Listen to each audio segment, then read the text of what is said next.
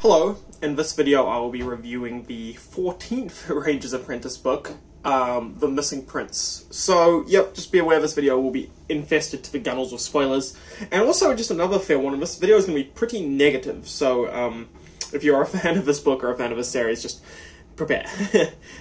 So, let's just jump into it. I think that to get some of the positives out of the way, it's fun to see a new setting, or like a different sort of setting. We've been into Gallica before in Ranger's Apprentice, but it's fun to kind of explore it a bit more, spend a little bit more time there, see a different side of it, so to speak. So that was cool. Another strength of this book is we've got Will back, and to a small extent we've got that really nice camaraderie between Will and his apprentice, which I think is obviously a big part of his series. I mean, it is called Ranger's Apprentice for a reason. And there's a lot of callbacks, I guess, to previous things in the series, which is always sort of a fun kind of thing. Yeah, unfortunately, I have just run out of positives. So let's jump into the negatives. First of all, the most massive, crushing negative of this book is just that it ends in the middle of nowhere. There's an action scene towards the end. We're trying to rescue this guy out of his tower, and then they get discovered, and it just ends, and it just says to be continued. And it's just like, it's just such a betrayal. It's such a cop-out. It's so obvious it's like a money grab or something, and it's not actually done in any way caring about actually where the story is. It's not even an attempt to try and conclude some arc of the story, to try and make it seem like this would be a reasonable place for a book to end. It's literally like what when you watch a TV show and you get to the end of a season, and then it's just like, yep, come next season. It just feels so bad, I don't know, I fell for it again, because he did this in the last couple of books, and I fell for it again, because I was, like, getting kind of excited. I'm like, maybe we're finally getting somewhere for the story, and then I'm like, whoa, what's going on? And then I'm like, wait a second, this audiobook only has 2 minutes left, how is this possible?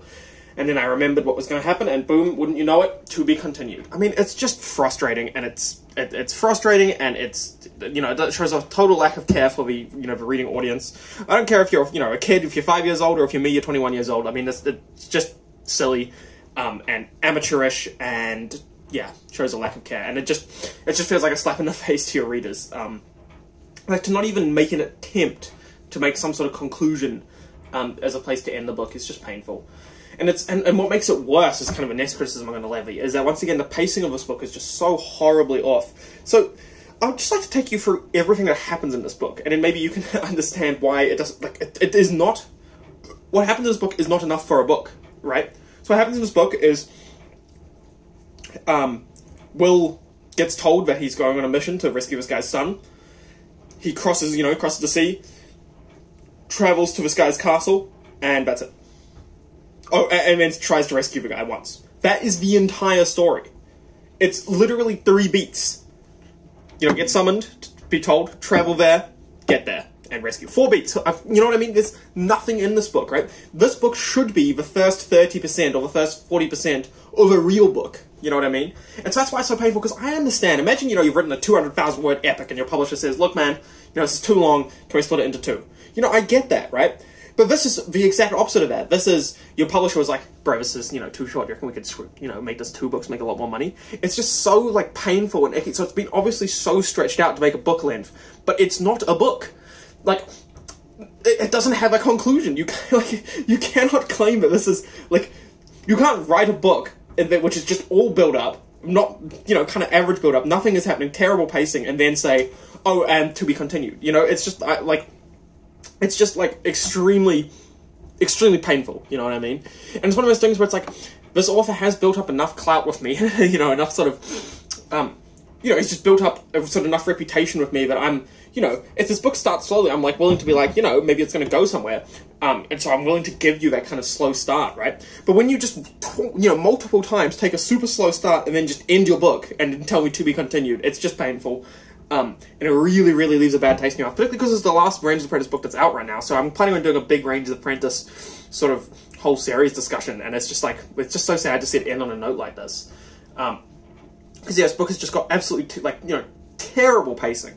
As in, like I said, nothing happens in this entire book. And so it's just, like, and there's so many, like, extra sort of random things which literally don't come back to mean anything, you know what I mean? Like, there's a time they get robbed, and they just, deal for robbers, and that's the end of that. Never comes back, never means anything, There's a time where somebody's following them, and then they stop them from following them. Never comes back, never means anything.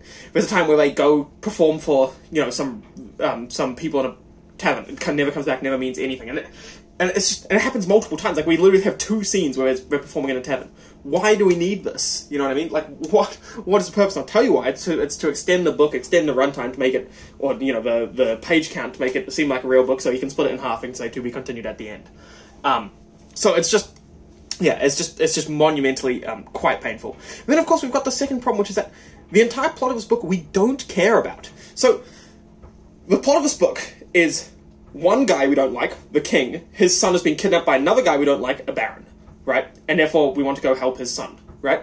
But as you can see, just from that, we have no stake in this game at all. Literally, the main characters have to have like a 10-minute debate to even decide if we even care a tiny little bit, and their conclusion is, maybe we care a tiny little bit. So if even people in the story barely care, they're like, could take it or leave it, how am I supposed to care? The answer is, I don't, right?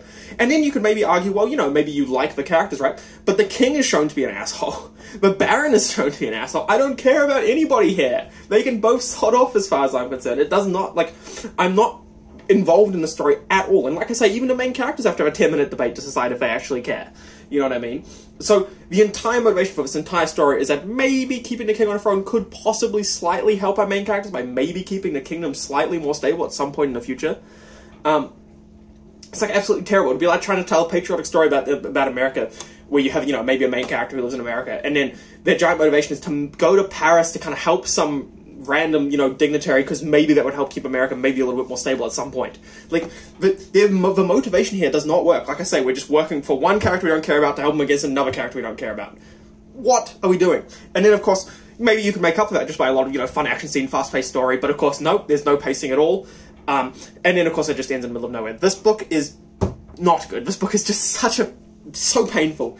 And it's so sad, because it's a skeleton of a good book. Because you've still got Will. Will's still there. You've still got Ranger's Apprentice. There's still Rangers.